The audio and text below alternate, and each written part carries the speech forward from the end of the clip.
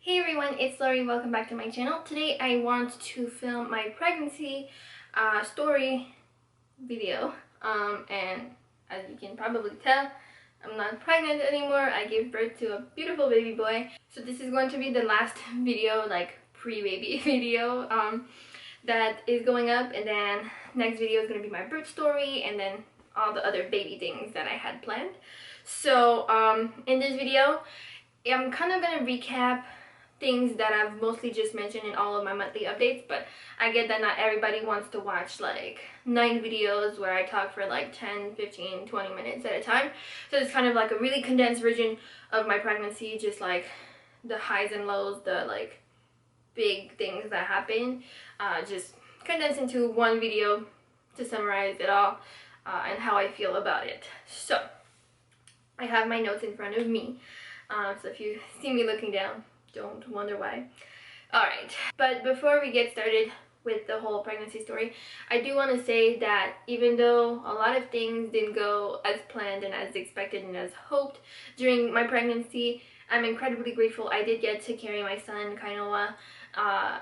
It was an incredible experience and I don't regret getting pregnant, and I won't say I loved every minute of it, but I'm grateful for every minute of it because if you guys had been following me for a little bit of time, you might have seen that I had announced another pregnancy before and I had a miscarriage, and I've talked about that a little bit on the channel, and I do plan on talking more about it someday.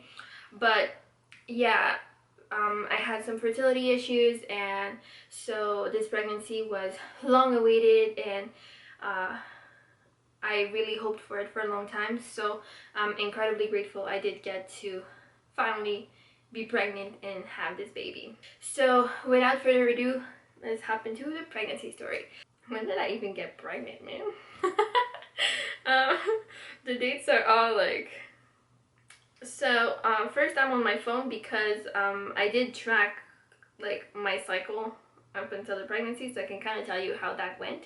I used the app Kindara to track my cycle before I got pregnant, and that's probably what I'm going to be doing postpartum as well. So my last period for this pregnancy, like the first day of my last period, was May 18th, and then I ovulated around the end of the month / the beginning of the next month. I don't know exactly when because I wasn't tracking very tediously. I didn't chart my body temperature or anything at that point. That's something I was doing initially when we were trying to get pregnant, but I kind of got, but after my miscarriage, I kind of like dropped a lot of stuff and I just like let things happen. But we did get pregnant on the ovulation, and then I had a little bit of spotting around day 26 to 30. And I knew by the time I got to 30 days, I knew that I was probably going to be pregnant because my cycle is super on time. I'm never really late. So every single day that my period didn't come and I had some weird symptoms that, again, I've talked about before, but like early pregnancy symptoms kind of match most of my premenstrual symptoms, so it's kind of hard to tell. But I could tell that like I was probably pregnant. I should probably take a test, but I was so anxious after this miscarriage. I was like way too scared to like actually confirm my pregnancy. So I ended up only taking a test on day 33, which I guess is not that far, but that's like 5 days after my period was due, and I didn't test any time before my period was due either. So yeah, we got a positive test. I still have it in the cabinet of the bathroom, and that's how it all started. Honestly, when I saw that plus sign, I was excited but also terrified. I was so scared to have another miscarriage, and I cried, and it wasn't of pure joy and excitement the same way as it was the first time before I had my miscarriage. Like, I was just straight up excited the first time. That time I was like terrified. But yeah, anyways, I've talked about this before, so I'll try to keep it short. Then on week 6 is when I started getting sick. So morning sickness kicked in pretty hard. At first I was throwing up once a day, and then within a couple of days I was throwing up everything. And then I had to actually get rehydrated that week because I went to the hospital and got IV fluids because I hadn't peed in over 24 hours. That's how dehydrated I was. And at the same time as I was there, we also got an ultrasound. That was the first time we got to see an ultrasound of our baby, and we never had an ultrasound in my previous pregnancy, so that was one tiny little step that made me feel a little bit more confident about this pregnancy. But yeah, I still had a lot of anxiety. I was constantly worried. I didn't want to move. I didn't want to do anything. And then every time I threw up, it didn't help. Because I was so sick, I was sleeping like 12 to 15 hours a day, and quickly confined myself to the bedroom. I was in bed all day, every day. Even like going from lying down to sitting up would make me puke. Going from up to the bathroom, I would throw up. So I was doing nothing. I mentioned I had a lot of symptoms. I mentioned most of my early symptoms in a video I made at the beginning of my pregnancy, but basically shortness of breath, sore breast, pee a lot, food aversions like crazy at that point. I had some cervical mucus as well as some crazy vivid dreams. At week 7 I had my first midwife's appointment, so that was also one step towards like a successful pregnancy. That made me feel a little bit better. And then by week 12 we had our dating ultrasound. The whole time I was still super sick, so nothing much happened. I had difficulty even believing I was pregnant. I just felt like I was dying, like I had a parasite or something. Like I was so sick.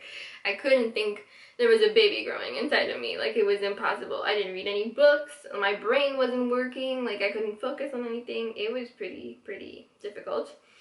And like, I don't know if it was actually Hyperemisis Gravidarum, I think that's what it's called, extreme morning sickness, but if it wasn't, it was like really close to it, because I mean, like, I was throwing up, yeah, I was throwing up like several times a day, and I had diclectin, which is similar to Benedictine, which is now not sold in the US anymore. Anyways, it's like the only safe kind of medication you can have during pregnancy.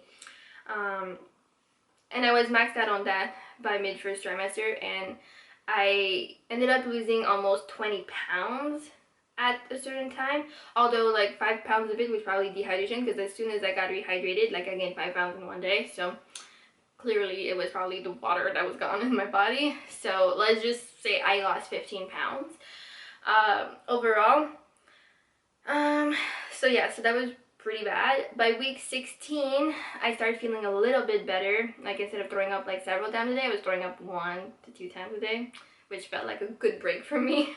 At week 18 we had an ultrasound for the anatomy scan, and we also found out the sex of the baby. So we found out we were having a little boy, and that was really exciting. And during that anatomy scan, again, there was like this kind of sense of like, okay, yeah, there's a real baby inside of me. At that point, it actually looked like a baby, not just a little blob. You could see him move, and we found out the sex, so like all of it made it a little bit more real to me.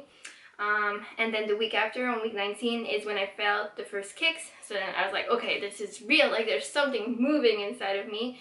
So that again helped me kind of confirm that this was becoming a successful pregnancy, although I will admit I had anxieties the whole time. Like that didn't truly ever go away. I was always scared whenever he wasn't moving, and he moved a lot, but like as soon as he was sleeping, I would freak out. I would be like, wake up, wake up, wake up, because I needed to feel him move in order to like kind of calm my angst.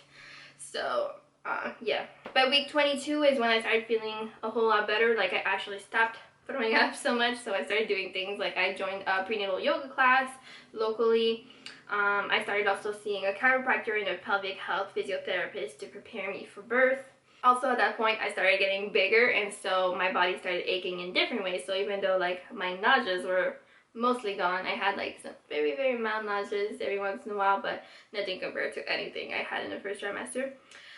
I did have a lot of pain starting to appear slowly. So the few things that were there pretty early on were hip pain at night. So because I was sleeping on my side, even though we have like a really comfy and soft bed, my hips would ache like crazy. So I kept having to flip from one side to the other because it would just hurt so bad. Then I also had some chronic low back pain. Like all my posterior chain was completely tight. Like my low back and my glutes were just like, ugh. And so it was really hard. I had difficulty walking long distances because I was in so much pain. Like I had to sit down or bend down or whatever. I couldn't actually even walk like 10 minutes at that point, or 15 minutes maybe. And I also had some round ligament pains that started appearing a little bit after. The round ligaments is like kind of over here, and so that started appearing as my belly grew bigger. Then at 25 weeks is when I started experiencing some Braxton Hicks, and I don't know if that's early or not, but I know it's not abnormal. So that's when I started feeling some Braxton Hicks, and again, I felt a lot of them when I was walking. So physical activity was just not great for me. Like, there wasn't much I could do because I would have my low back pain or Braxton Hicks, always one or the other, or sometimes even both, every time I did something. And so yeah, then third trimester came around December, and I got some more symptoms that kind of kept reappearing, including reflux / heartburns. And then I had also a stuffy nose, which might have been because it was also cold season or whatever. I only got one bad cold during this whole pregnancy, and it was like in January. But yeah, I had like a really stuffy nose in general. You just have more fluids when you're pregnant. So stuffy nose basically the whole winter. And then I also was leaking some colostrum, just a teeny bit, like nothing crazy, but the tip of my nipples were wet very often. And then around week 28-29 is also when I flew home, so I had to fly pregnant, and that wasn't the greatest. I made a whole video on that as well. And then yeah, everything, like at that point, what's funny is like in December I was just like, oh my god, get this baby here, like I'm so ready now, like can I just go into labor already? I obviously did not want to preemie, but I was just like feeling so ready. And then he was due February 20th or 25th, depending on what date you want to use. And so I was just like so ready in December, but by the time January and February came, I was just like, nope, I need more time. I'm not ready. I'm not prepared. I have so much stuff to do. Please don't come. So that was kind of interesting, like the kind of mind shift as like things were coming closer. And then during the last month or two, so January, February, I had some more symptoms that kind of appeared, including a lot of swelling in my legs, edema, lightning crotch, especially once he dropped. A lot of lightning crotch, not the greatest feeling in the world. And then eventually I lost my mucus plug during the first week of February. I had some softer bowel movement, which is a sign of pre-labor. I had also some cramps, like some period-like cramps for about a week before I went into labor. And then on week 38, I went into labor. Or actually, if you use the 25th, like I was actually 37 plus 4 or 5. But I was going with my 20th, because 20th due date, because that was the one based on my last period. And since I knew exactly, or like around when I ovulated, I knew that that was just as accurate, if not more, as like the dating ultrasound that we did. Plus my belly was measuring always like +2, and so I was just like, I'm gonna go with the 20th. And it turned out I went into labor on the 9th, and I gave birth on the 10th of February. So I was probably right, because our baby was perfectly grown when he was born. Like, he was weighing 7 pounds 9 ounces, so he was a full-term baby. I was full-term, we were full-term, everything was great in terms of that. So that's pretty much my pregnancy story. Actually, one thing I forgot to mention is I also had some SI joint pain that started probably mid-second trimester, maybe a little bit after that. And SI joint is like kind of in the back here, so I had these like kind of pain in like the bone where my glute is, and it was absolutely awful. I would have difficulty. It would usually happen when I was sitting and trying to stand up, and I would kind of block, and I wouldn't be able to actually fully straighten myself, so I'd be like, ugh, and then I would like kind of walk like a 90-year-old person. So yeah, that was not fun. Sorry, I forgot to mention that. So yeah, so that pretty much concludes my pregnancy story. Again, I know like it sounds like I'm just complaining about all the symptoms, and I'm complaining about my anxiety through pregnancy and how sick I was and all these things. And I don't mean to be complaining. I don't know if it comes out as that, but it was an interesting experience. I'm really glad I got to be pregnant. I'm really glad I got to carry my son, like I said. But it wasn't the funnest experience. Definitely like feeling the kicks was like the most amazing thing in the world. Like that's one thing I missed. I honestly kind of miss just rubbing my gigantic belly as well. But like the amount of pain I was in and the amount of discomfort I was in was also a lot. And so like I'm not trying to sugarcoat it, and I'm not trying to like pretend that everything is perfect and great and like rainbow and sunshines and things like that. Overall my mood was great, so like I didn't have too much mood swings or anything, so I guess that was good. I was pretty happy most of the time, and I was just so excited to have the baby. So I don't regret it. I'm really happy I got to carry him. I'm really happy I got to experience all of that. But I'm also not looking forward to being pregnant again. So, and there's one thing, like all pregnancies are different. So everything I felt this time might be completely different if I got pregnant again. I might not feel any of that. I might not be sick. I might not even have morning sickness. I might not have any chronic pain. You never know. And it's not because I felt that you felt that, or that you will feel that. Like everybody's different too. So, and every baby's different. So all of these things are just specific to kind of what's pregnancy basically, and they may be completely different if I ever get pregnant again, and if anybody else gets pregnant they might not feel any of that. So this is so I still think pregnancy is super cool, but I don't know if I'll ever want to try again just yet. And you'll see a little bit more why that is also once you see my birth story, because that also did not go as planned.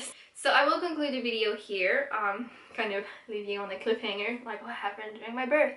And you'll have to come back later this week for my birth story, and then you'll get to see how baby K came into the world. And yeah. Sorry, I kind of rambled a little bit. My brain is functioning at like 10%, so I apologize. But I hope you enjoyed the video. Thanks for watching, and thanks for being on this pregnancy / motherhood journey with me. I hope you enjoyed it. And yeah, thanks for watching. I love you all very, very much, and I will see you all very soon.